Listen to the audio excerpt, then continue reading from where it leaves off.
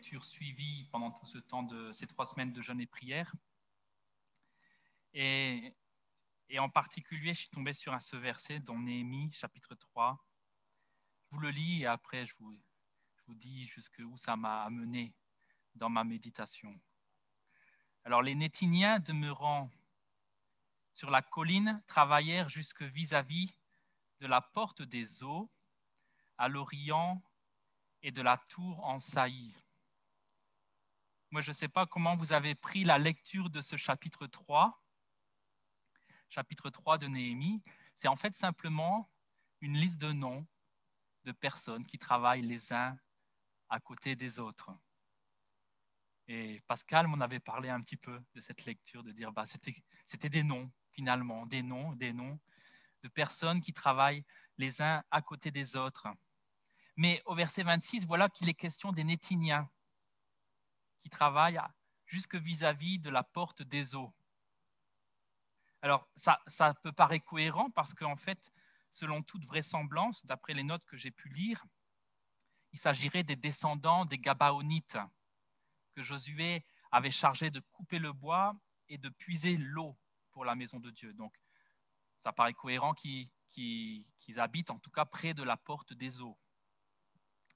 D'ailleurs, c'est intéressant de voir que Esdras, au chapitre 8, n'a pas voulu démarrer son voyage de Babylone vers Jérusalem sans avoir auprès de lui des Lévites et des Nétiniens. Et nous lisons au verset 20 qu'il a eu avec lui, après avoir demandé d'entre les Nétiniens que David et les chefs avaient mis au service des Lévites, 220 Nétiniens, tous désignés par leur nom. C'est vraiment bien précisé. Et on apprend donc qu'ils sont appelés individuellement par leur nom. Et non seulement ils sont appelés par leur nom, mais ils ont reçu du roi Artaxerxès le privilège de ne pas payer d'impôts. C'est dans Esdras aussi, au chapitre 7, qu'on a lu ça au début de la première semaine. Nous vous faisons savoir qu'il ne peut être levé ni tribut, ni impôt, ni droit de passage sur aucun des sacrificateurs, des Lévites, des chantres, des portiers, des Nétiniens et des serviteurs de cette maison de Dieu. Et ça me parle tout de suite parce que quand Jésus il parle de ceux qui ne payent pas d'impôts, il parle des fils. Ce sont des fils et des filles qui ne payent pas les impôts. C'est dans Matthieu chapitre 17. J'en arrive donc à ce qui est pour moi le plus surprenant. C'est qu'à la base, les Nétiniens, ce sont des personnes maudites. Josué leur a dit, « Maintenant, vous êtes maudits et vous ne cesserez point d'être dans la servitude, de couper le bois et de puiser l'eau pour la maison de mon Dieu. » Mais en Christ, la malédiction ne tient pas. Peut-être vous pouvez vous sentir comme maudit, comme rejeté de Dieu, abandonné. C'est comme si plus rien ne va dans la vie. Il arrive tuile sur tuile. Mais Christ vous appelle par votre nom. C'est ce qu'a vécu le prophète Samuel quand Christ l'a appelé. Et David disait, « Tu me sondes et tu me connais » dans le psaume 139. Et deuxièmement, Christ nous donne une place de fils et de fille dans la maison de Dieu. Nous sommes héritiers de Dieu. Nous sommes co-héritiers de Christ. La malédiction se change en bénédiction.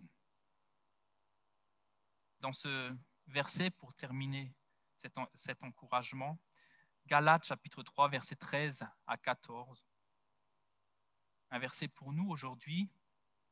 Christ nous a rachetés de la malédiction de la loi, étant devenu malédiction pour nous.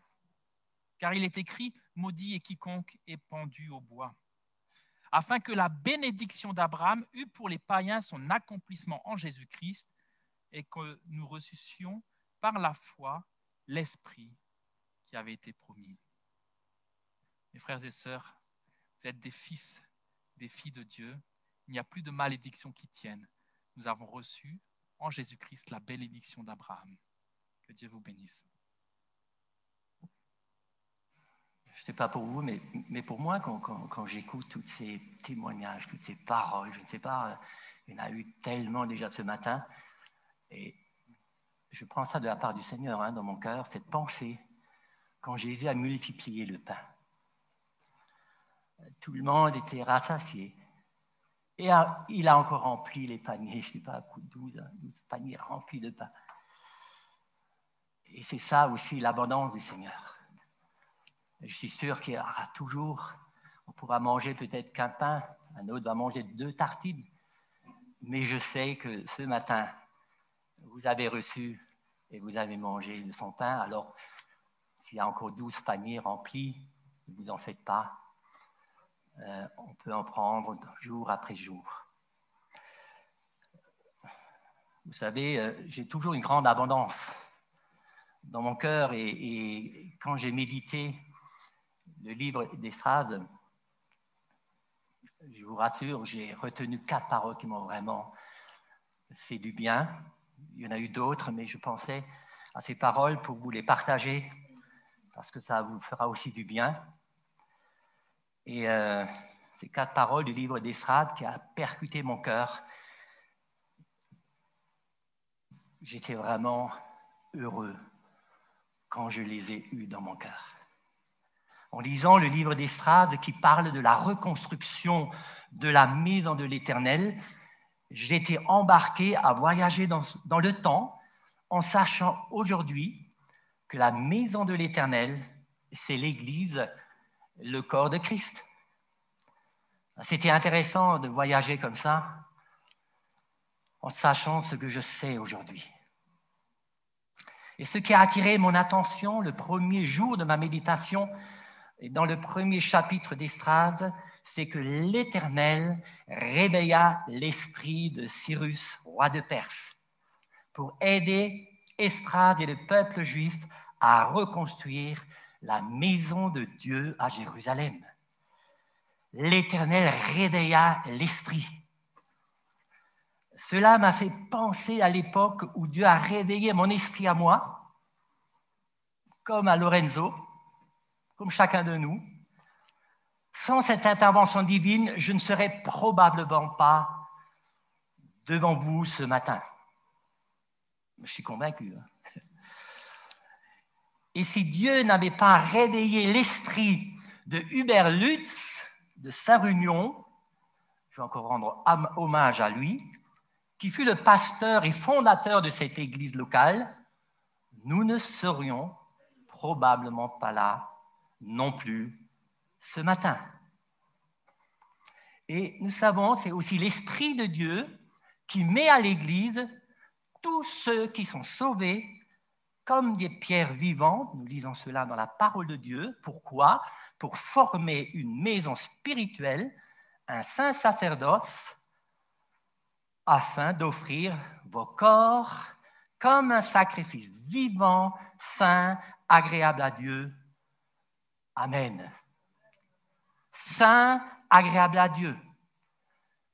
Si nous n'avons pas cette foi que le sang du Christ nous purifie, nous lave, nous ne serons pas saints. J'ai pensé à ce psaume 127 de David. Si l'Éternel bâtit la maison, ceux qui la bâtissent travaillent en vain. Nous sommes conscients que c'est l'Esprit du Seigneur qui réveille l'esprit de chacun de nous pour tenir une place dans la construction du corps de Christ qui est à la maison de l'Éternel. Et quand je rencontre des gens qui ne sont pas encore croyants, je souhaite toujours que Dieu réveille leur esprit. Bon, je n'insiste pas comme l'ami ou le collègue de l'époque de Lorenzo, mais alors je mets ma foi dans cette parole de 1 Timothée 2, versets 1 à 4, qui nous exhorte à prier pour tous les hommes, car cela est bon et agréable devant Dieu, mon Sauveur, notre Sauveur, qui veut que tous les hommes soient sauvés et parviennent à la connaissance de la vérité. Moi, j'ai cette foi à chaque fois Vous savez, quand j'avais fait le camion dans la région, j'ai fait les bistrots, j'ai fait les discos. J'avais en face de moi des gens qui étaient raides et attention, hein, j'avais les chocos des moments donnés. Mais je sais, j'ai prié pour eux parce que je sais que Dieu les aime et il veut les sauver. Ce qui a aussi retenu mon attention dans Esdras 4.24, c'est que l'ouvrage de la maison de Dieu qui était à Jérusalem cessa et fut arrêté jusqu'à la seconde année du règne de Darius, roi de Perse. Je crois, c'est exactement la même expérience que rencontre l'Église de Jésus-Christ, et cela dans le monde entier. Je ne sais pas, je suis dans l'église locale à Sarre-Union depuis plusieurs années. Je peux vous dire, j'ai souvent assisté à des ralentissements. Pour d'autres, c'était carrément un coup d'arrêt. Et je me souviens particulièrement quand on était à un moment donné dépourvu d'enfants au sein de notre communauté. À tel point que c'était compliqué. Il y avait même des couples qui avaient encore des enfants ont rejoint une autre église, pas qu'ils avaient quelque chose contre nous, simplement pour que leurs enfants retrouvent d'autres enfants. Et à l'époque, la situation était critique et je ne vous cache pas, nous étions découragés par moments, mais nous étions convaincus que Dieu entend les prières de son peuple. Les prières qui sont faites dans sa volonté s'accompliront. Je me souviens lorsque nous avions fréquenté à l'époque la cellule de maison de Drulingen. Je vois Patrick là derrière, il pourra en témoigner. Nous avions décidé ensemble de faire connaître ce besoin à Dieu, ce besoin précis de Dieu, à Dieu. Et cela lors de chacune de nos rencontres. Nous avons persévéré et cela dura à peu près, je crois, 2 ans. Et enfin, le Seigneur a débloqué cette situation et nous avons vu venir subitement plusieurs jeunes couples avec des enfants au milieu de nous. Mes frères et sœurs, je suis convaincu par la parole de Dieu que l'Église subira régulièrement des arrêts, et cela, comme je l'ai dit, dans le monde entier. Pour ma part, j'ai vécu plusieurs épreuves dans ma vie qui m'ont énormément affecté et qui m'ont ralenti. Oui, ils m'ont ralenti, même dans mon engagement dans l'Église locale. C'était des moments difficiles, mais j'ai toujours eu accès à cette paix de Dieu qui surpasse toute intelligence et qui a gardé mon cœur et mes pensées en Jésus-Christ. Le Saint-Esprit nous exhorte lorsque nous avons un coup d'arrêt dans notre marche chrétienne. Dans l'épître de Jacques 1, 2 à 4, il dit « Mes frères et sœurs, regardez comme un sujet de joie complète les diverses épreuves auxquelles vous pouvez être exposés, sachant que l'épreuve de votre foi produit la patience. Mais il faut que la patience accomplisse parfaitement son œuvre, afin que vous soyez parfaits et accomplis sans faillir en rien. » Et lors de notre marche en Christ, quand nous avons l'impression de ne pas avancer dans notre vie chrétienne ou même dans nos assemblées respectives, c'est bien de revenir ou de se replonger dans la parole de Dieu. J'ai vu cela en lisant Esdras 6.1, il est écrit « Quand la maison de l'Éternel fut à l'arrêt un certain temps, le roi Darius donna ordre de faire des recherches dans la maison des archives où l'on déposait les trésors à Babylone. » C'est important et juste de faire connaître nos besoins à Dieu, afin que nous soyons soulagés de nos fardeaux, puissions les déposer. Mais pour avancer dans le Seigneur, En tout cas, c'est ma conviction. Rien ne remplace la parole de Dieu qui agit dans nos vies. Il agit dans la vie de ceux qui croient. Nous lisons dans Hébreux 4:12, « Car la parole de Dieu est vivante et efficace, plus tranchante qu'une épée quelconque à 2 tranchants, pénétrante jusqu'à partager âme et esprit, jointure et moelle. Elle juge les sentiments et les pensées du cœur. » En tout cas, c'est ce que je vis chaque fois. Quand je ne sais plus où me situer, quand j'ai des raisonnements tout pleins dans ma tête, je me replonge simplement dans la parole. Et à l'époque où nous avons persévéré dans la prière pour que Dieu envoie des enfants au sein de notre communauté, nous avions aussi en parallèle la parole de Dieu qui était pour nous un réel encouragement. Et nous lisons dans l'Épître aux Romains 15, 4-6, « Or, tout ce qui a été écrit d'avance l'a été pour notre instruction, afin que par la patience et par la consolation que donnent les Écritures, nous possédions l'espérance. » La patience et la consolation que donnent les Écritures. Une autre parole qui a interpellé mon esprit dans Esdras 3:1, je vous lis.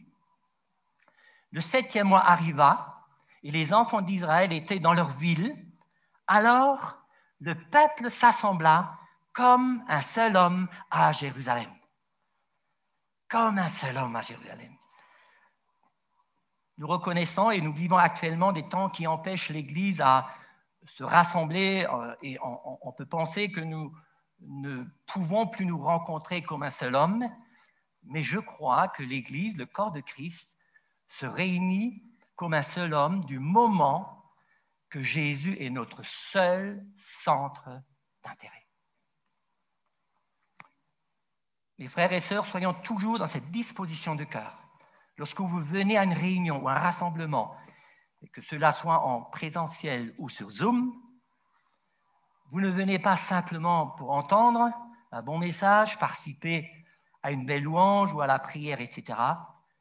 Mais vous venez avec cette foi pour rencontrer Jésus à travers son corps, qui est l'Église, et pour être à l'écoute de Jésus, qui en est la tête.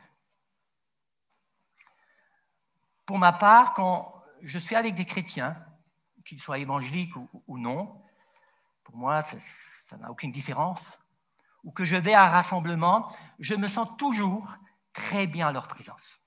Toujours. J'ai cette foi dans la prière de Jésus qui a prié son Père afin que tous soient un en lui pour que le monde croie que tu m'as envoyé. Je remarquais lorsque le peuple de Dieu se rassemble comme un seul homme, c'est parce que le Seigneur Jésus-Christ est notre seul centre d'intérêt et alors on est réellement béni. Et cette parole du psaume 133 résonne, pas seulement dans mon cœur, je sais qu'en dans le cœur de bien des personnes, des croyants. Voici, oh, qu'il est agréable, qu'il est doux pour des frères de demeurer ensemble. C'est comme l'huile précieuse qui, répandue sur la tête, descend sur la barbe d'Aaron, qui descend sur le bord de ses vêtements, et comme la rosée de l'Hermon qui descend sur les montagnes de Sion, car c'est là que l'Éternel envoie la vie pour l'éternité. C'est Jésus, c'est notre bien-aimé Jésus, qui fait que nous sommes un seul homme. Vous croyez cela? Amen. La dernière parole qui a percuté mon cœur, en lisant le livre d'Esdras, j'étais interpellé par l'Esprit Saint concernant le jeûne d'humiliation qui a été proposé par le prophète Esdras au peuple de Dieu. Je vous lis. Près du fleuve d'Ahava, Esdras 8, Esdras publiait un jeûne d'humiliation devant notre Dieu afin d'implorer de lui un heureux voyage pour nous, pour nos enfants et pour tout ce qui nous appartenait. J'aurais eu honte, dit Esdras, de demander au roi une escorte et des cavaliers pour nous protéger contre l'ennemi pendant la route. Car nous avions dit au roi, la main de notre Dieu est pour leur bien sur tous ceux qui le cherchent, mais sa colère, sa force et sa colère sont sur tous ceux qui l'abandonnent. C'est à cause de cela que nous jeûnâmes et que nous invoquâmes notre Dieu et il nous exauça. Esdras s'est appuyé sur la promesse de Dieu pour voyager sur un chemin plein d'embûches et c'était un puissant témoignage aux yeux de son roi qui lui a même proposé son aide. Mais Esdras est aussi appuyé sur Dieu au travers de la prière et du jeûne, afin que cette promesse s'accomplisse. Mes frères et sœurs, notre foi s'appuiera toujours sur les promesses de Dieu, comme elle s'appuiera toujours sur Dieu lui-même, et cela par la prière. Mettons toujours notre foi dans les promesses de Dieu et confessons-les. Mais il faudra en parallèle mettre notre foi à nous confier et nous appuyer sur Dieu, à le chercher pour l'écouter et qu'il nous communique sa volonté. Si nous n'avons pas cet équilibre dans la foi, nous risquons d'être découragés et peut-être même de faire naufrage. Vous savez, quand je visite les malades, j'ai toujours la foi dans les promesses de Dieu et je crois que notre Dieu guérit toute maladie. Ça, c'est ma conviction, c'est la parole de Dieu qui est au plus profond de mon être. Et quand j'ai une personne en face de moi qui me confie qu'elle est malade, je prie toujours pour sa guérison, qu'elle soit croyante ou non. Je n'ai aucun problème avec ça. Mais en parallèle, j'ai aussi la foi pour m'appuyer sur notre Seigneur en me confiant en lui et à rechercher sa volonté. Pour ma part, la prière ou la prière et le jeûne sont une démonstration visible de la foi qui s'appuie sur Dieu. Je me souviens du témoignage de Betty, notre sœur Élisabeth, notre sœur en Christ, qui a rejoint le Seigneur dans sa gloire. D'un côté, elle exprimait la foi que Dieu peut la guérir de son cancer, et de l'autre côté, elle priait et s'appuyait sur Jésus, son Seigneur et Sauveur. Et quand elle m'a ouvert son cœur, elle m'a dit, « Tu sais, Roland, je ne sais pas comment te l'expliquer, mais j'ai vraiment la paix dans mon cœur. » J'ai connu d'autres personnes qui, dans la maladie et dans l'épreuve, ont exprimé leur foi dans les promesses de Dieu et en même temps, elles avaient cette foi à s'appuyer sur leur Seigneur qui dit « Ne vous inquiétez de rien, mais en toute chose, faites connaître vos besoins à Dieu par des prières et des supplications, avec des actions de grâce. Et la paix de Dieu qui surpasse toute intelligence gardera vos cœurs et vos pensées en Jésus-Christ. » Mes frères et sœurs, je termine mon témoignage par cette exhortation. Ne soyez pas surpris lorsque nous avons l'impression d'être arrêtés dans la construction de la maison de Dieu. Cela fait partie du plan de Dieu. Par contre, plongez votre cœur dans la parole de Dieu.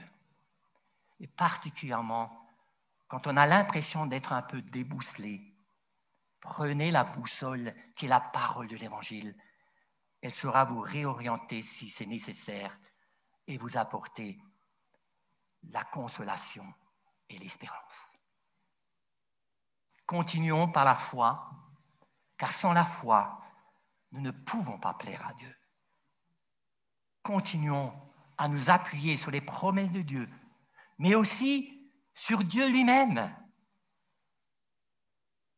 Et je suis persuadé que celui qui a commencé en vous cette belle œuvre, cette bonne œuvre, la rendre parfaite pour le jour de Jésus quand il reviendra. Amen.